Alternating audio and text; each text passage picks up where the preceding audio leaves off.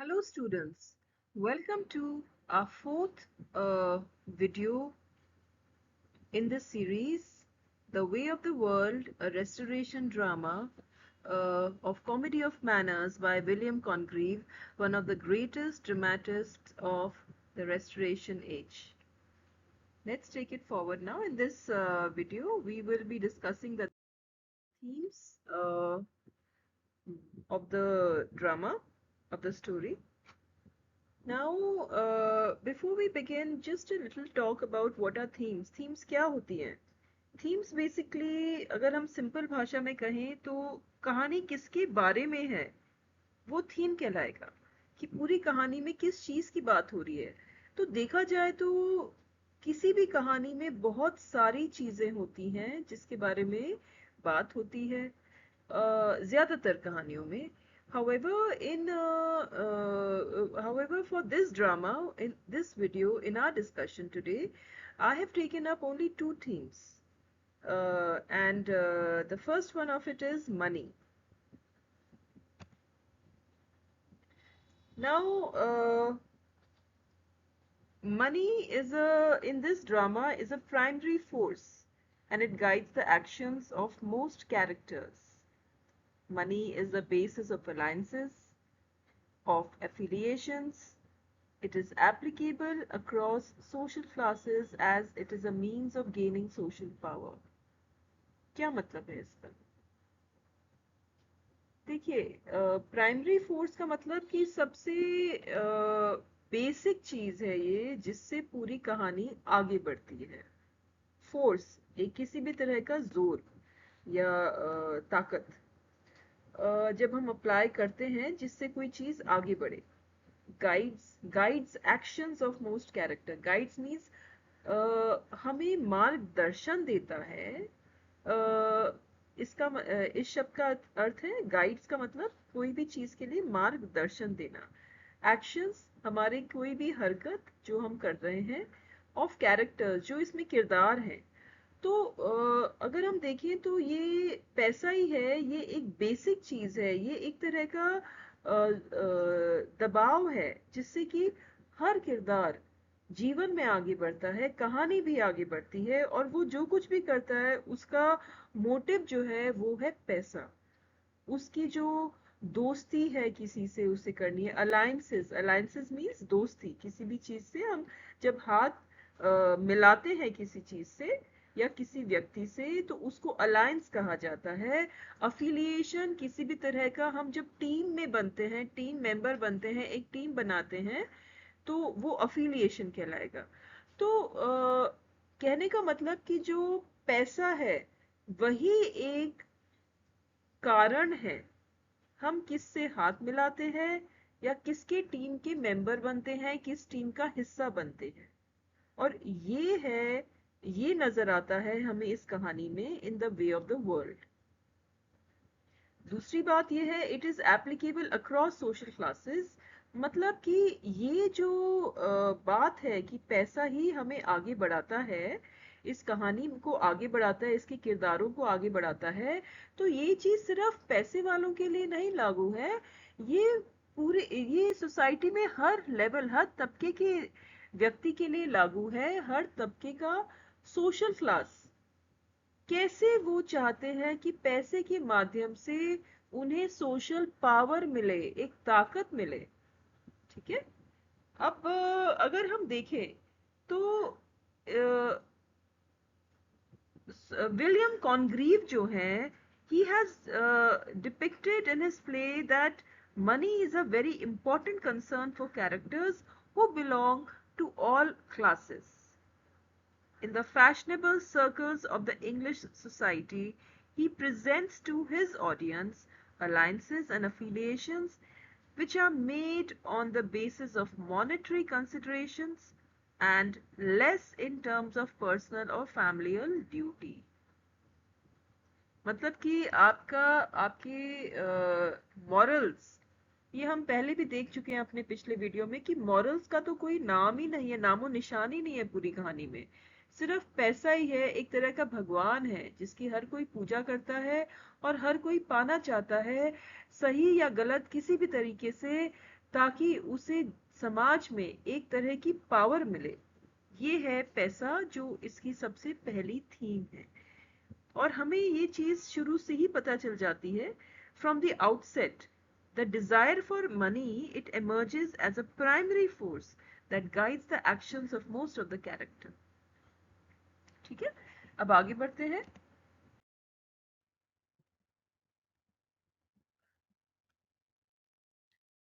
अब जो central plot है, इसमें एक central intrigue of the plot है। इंट्रीग मतलब षड्यंत्र है, सबसे बड़ा षड्यंत्र है, जो कि लेडी विशफॉर्ट को कैसे बेवकूफ बनाया जाए, कैसे बेवकूफ बना जाए। और ये षड्यंत्र कौन रचते हैं? मिराबेल रचते हैं।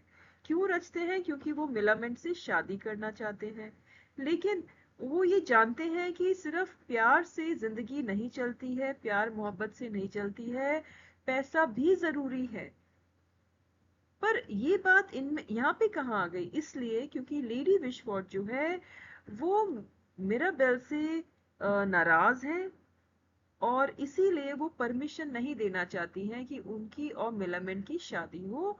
और इसके लिए वो मिलामेंट को धमकी देती हैं कि अगर आपने मिराबेल से शादी की, क्योंकि मिरामेंट लेडी विशफोर्ड की भतीजी है, तो उनको ये धमकी देती है कि अगर आपने मिराबेल से शादी की तो आपको मैं आपकी जायदाद जो है उससे बेदखल कर दूंगी। जो आपका हिस्सा है, जो आपका वाजिब हिस्सा है, उससे मैं आपको बेदखल कर दूं।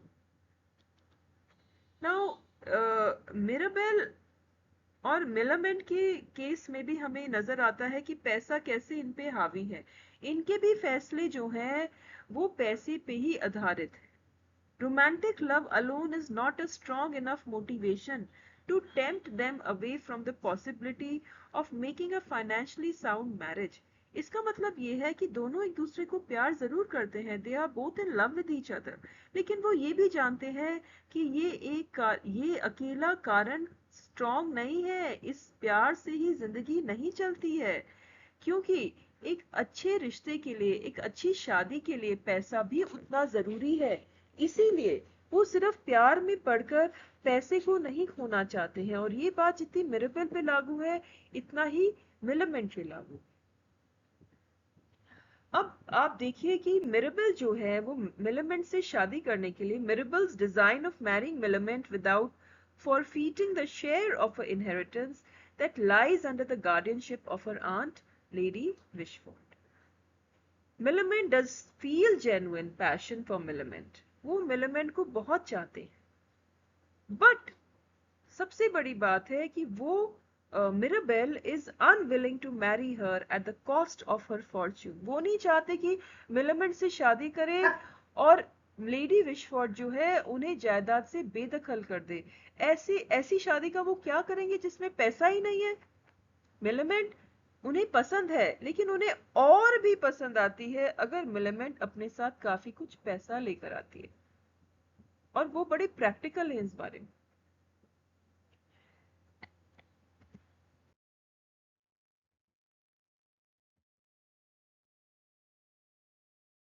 इसी तरह से मिलामेंट भी बहुत प्रैक्टिकल है, क्योंकि वो भी नहीं चाहती हैं कि वो शादी करे और उनको वो पैसे से हाथ धो बैठे। तो दोनों मिराबेल और मिलामेंट काफी सेम है इस बात में। फेनॉल पे आ जाते हैं। अब फेनॉल को अगर हम देखें तो उसे हमने पिछले वीडियो में भी डिस्कस किया था कैरेक्टराइजेशन में, कि वो पूरे काफी हद तक मिराबेल जैसे हैं, लेकिन जरा सा उनमें अंतर है। एक एक तो ये है कि वो बड़े बेरहम है। कौन? फेनॉल। और अगर मिराबेल को हम बहुत करप्ट दिखा दे तो उनका करप्ट वर्जन फेनॉल बन जाते हैं।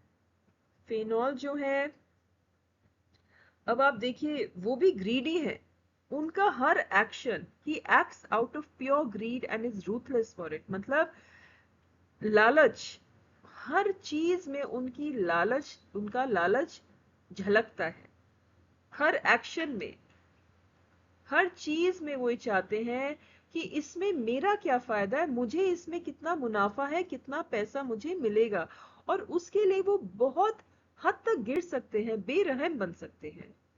फेनॉल जो है वो दर्शाते हैं कि कैसे पैसे के पीछे पागलपन जब हो जाता है तो इंसान कैसा बन जाता है। His personality exposes the ugly face of lust for money। तो ये मनी वाली थीम में फेनॉल का जो कैरेक्टर है वो ये दर्शाता है कि पागलपन जो पैसे के पीछे है, जिससे आपने सारे रिश्ते नाते और अपने मॉरल्स त्याग दिए हैं और सिर्फ पैसे के पीछे आप पागल हैं, तो आप फेनॉल बन जाते हैं।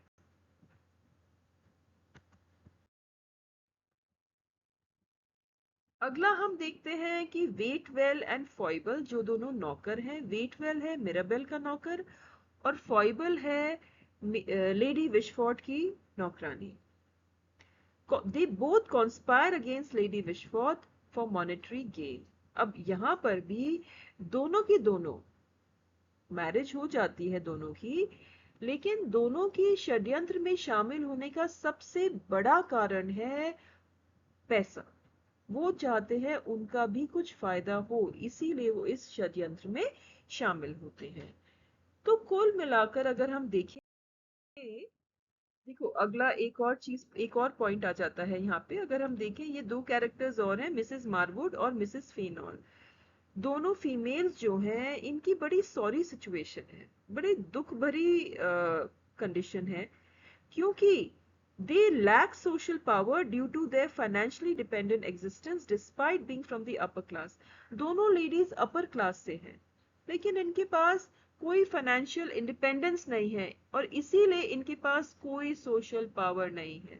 मिसेस मारवुड जो है वो फेनॉल के साथ लगी रहती हैं, उनकी मिस्ट्रेस है, इस उम्मीद में कि उनका खर्चा पानी चलता रहे।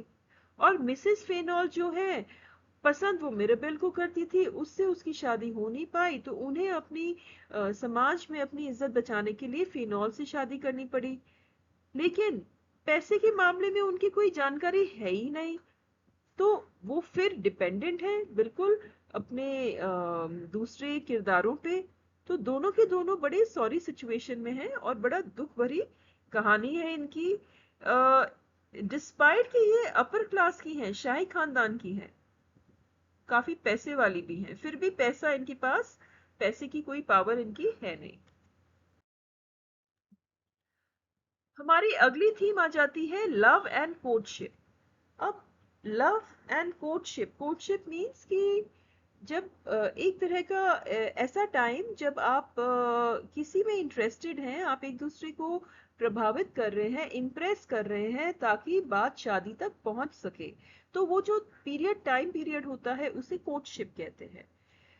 अब अगर हम पहला वाला कपल देखें, हमारा जो मेन कपल है मिराबेल और मिलामेंट, इनकी हम थोड़ा सा डिस्कशन करते हैं इनके बारे में। They conduct themselves with remarkable poise through their courtship। मतलब कि दोनों के दोनों काफी मैनर्ड हैं, उनमें काफी एक दूसरे को दोनों पसंद करते हैं, काफी पैशन है। मिराबेल मिलामेंट को पसंद करते हैं, मिलामेंट मिराबेल को पसंद करती हैं, लेकिन फिर भी जब वो आपस में बात करते हैं तो ऐसे नहीं है बहुत ज्यादा चहक रहे हैं, बहुत ज्यादा इमोशनल हो रहे हैं, बड़ी बड़ी प्यार भरी बातें कर रहे हैं। वो अपने इमोशन को कंट्रोल में रखते हैं, कंट्रोल में रखकर वो बड़ी समझदारी से पेश आते हैं और बातचीत करते हैं। They display superb control over their feelings in spite of their attraction for one another, and they conduct themselves with remarkable poise through their courtship। Millamant जो है उसे बहुत पसंद है कि मिराबेल को वो चिढ़ाए। She enjoys teasing before she finally accepts his proposal। Mirabel also reflects on his own feelings for her in an ironic, self-mocking way before he decides to go ahead with his plan of marrying her। तो दोनों के दोनों का काफी सही match है, बहुत बढ़िया जोड़ा है दोनों का। Both of them also share an unsentimental, मतलब ज्यादा भावुक नहीं है दोनों, pragmatic, practical है एटीट्यूड, रवैया towards matters of love and matrimony। किसके प्रति? प्यार और शादी के मामले में दोनों के दोनों न तो भावुक हैं, बड़े प्रैक्टिकल है कि वाकई कौन सी चीज है जिससे हमारी शादी टिक पाएगी। अ, क्योंकि दोनों के दोनों डिसाइड करते हैं ना कि पैसा जो मिलमेंट का जायदाद का हिस्सा है वो जरूरी है। दोनों इस बात को मानते हैं और दोनों कोशिश करते हैं कि शादी भी हो जाए और पैसा भी उन्हें मिल जाए।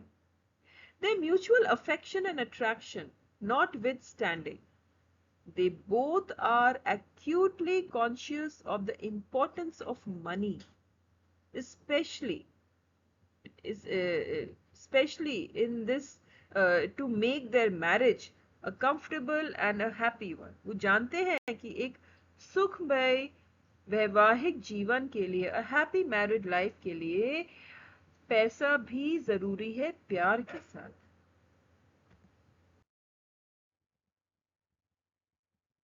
जो प्रोविजो सीन है ये क्या है? प्रोविजो सीन जो है जिसमें कि दोनों के दोनों एक दूसरे से अपनी टर्म्स और कंडीशंस शर्तें रखते हैं, शादी के पहले बातचीत करते हैं, वो प्रोविजो सीन है कहलाता है इसमें। और उसमें हमें नजर आता है the mutual understanding and respect that promises to make them compatible as a couple। compatible means दोनों का मैच, दोनों की लेन देन, दोनों की आपसी समझ, म्यूचुअल अंडरस्टैंडिंग, रिस्पेक्ट, आपसी सम्मान जो एक दूसरे को देते हैं, वही एक सीक्रेट है, वही कारण है कि क्यों ये एक जोड़े के तौर पे सक्सेसफुल रहेंगे। दोनों की कोशिश भी है कि they both have a strong desire to maintain a degree of personal freedom। दोनों चाहते हैं कि हम शादी के बाद एक कैद ना हो जाए शादी हमारे लिए, हम दोनों इंडिपेंडेंट रहे, हमारी अपनी पर्सनल फ्रीडम रहे। और ये इसलिए जरूरी है, इस चीज के लिए दोनों कोशिश करते हैं कि सेक्सुअल फिडेलिटी, मतलब कि दोनों एक दूसरे के प्रति कैसे क्या है, लॉयल रहे, दोनों एक दूसरे को ट्रस्ट करें, क्योंकि आपसी विश्वास और रिस्पेक्ट ही जरूरी है एक हैप्पी मैरिड लाइफ के लिए, घरेलू जिंदगी की खुशी के लिए। Within the context of the play, where marriages are based purely on monetary considerations and relationships driven by greed and jealousy, Mirabelle and Millamant represent the ideal couple capable of genuine love and admiration for one another, but unwilling to let their emotions overtake their good sense or refined manners। मतलब कि अगर हम play की background को देखें, जो कहानी है उसके बैकग्राउंड को देखें, तो हम देख पाते हैं कि ये वो वक्त है जहाँ पे शादियाँ सिर्फ इस बात पे निर्भर करती थी और सक्सेसफुल रहती थी, भाई किसको कितना पैसा मिलेगा। रिश्ते भी इसी बात पे टिकते थे कि कौन कितना लालची है, कौन कितना जेलस है। रिश्ते बनते भी थे इस बात से और रिश्ते बिगड़ते भी थे। ऐसे माहौल में हमारे जो ये दो किरदार हैं, जो हीरो और हीरोइन हैं, मिराबेल और मेलामेंट, दोनों के दोनों इस बात को दर्शाते हैं कि दोनों के दोनों एक बहुत अच्छे कपल हैं।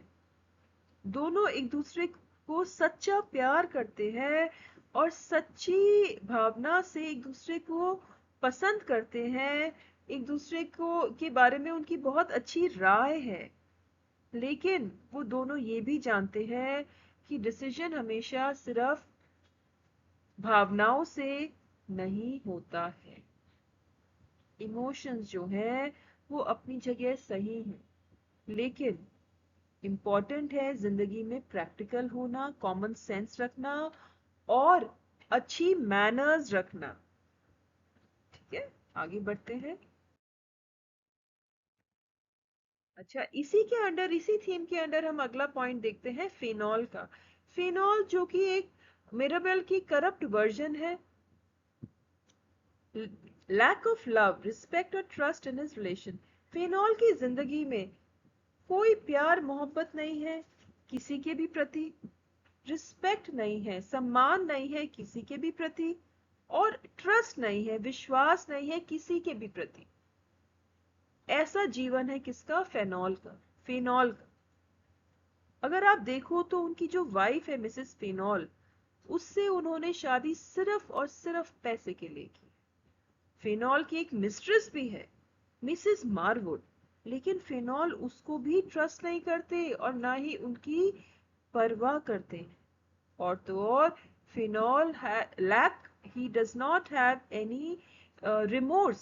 There is a lack of guilt in cheating on his wife or having greed for her fortune. मतलब उन्हें इस बात का कोई दुख नहीं है कि वो अपनी वाइफ को बेवकूफ बना रहे हैं, या उसके पैसे के प्रति उनका लालच है और उनकी कोशिश है मैं कैसे अपनी वाइफ को रास्ते से हटाकर उसकी सारी जायदाद हड़प लूं। ऐसा कैरेक्टर है फिनॉल का। तो ये इनकी सिचुएशन है प्यार को लेकर, शादी को लेकर, कोर्टशिप को लेकर। दूसरा है कपल, एक और कपल है जो सर्वेंट्स हैं, वेटवेल एंड फॉइबल। इनके मामले में जो इनकी शादी है, मैरिज है, it is based on mutual convenience. आपसी कन्वीनियंस कही तो एक हमारा कंफर्ट लेवल होता है कि हमारे को आसानी से या आरामदायक कौन सी सिचुएशन है। तो दोनों के लिए जो आरामदायक सिचुएशन है वो ये है कि दोनों एक दूसरे से शादी कर ले। तो ये इनके मैरिज का बेसिक है, फाउंडेशन है। They are driven like the superiors by material consideration. दोनों की कोशिश है कि वो अपने जो सुपीरियर्स है, जैसे कि वेटवेल है मिराबेल का सर्वेंट और फॉइबल है मिस लेडी विशवॉट की नौकरानी, तो दोनों के दोनों अपने मालिक के तरह ही मटीरियलिस्टिक जीवन को इम्पोर्टेंस देते हैं कि भाई जीवन में हर तरह का संपन्नता होनी चाहिए, चीजें होनी चाहिए, चाहे वो खोखली ही क्यों ना हो। Waitwell aims to make enough money to buy a farm. Waitwell की इच्छा है कि वो इतना पैसा कमा ले कि एक खेत खरीद सके। Foible seeks to escape from Lady Wishfort's tyrannical service. Foible जो है लेडी विशवॉट की नौकरानी है, उसकी ये कोशिश है कि वो लेडी विशवॉट से छुटकारा पाए, क्योंकि लेडी विशवॉट बड़ी डिक्टेटर टाइप की औरत है और वो चाहती है कि जल्द से जल्द मैं भी इतना ही पैसा कमा लूं और मुझे छुटकारा मिल जाए।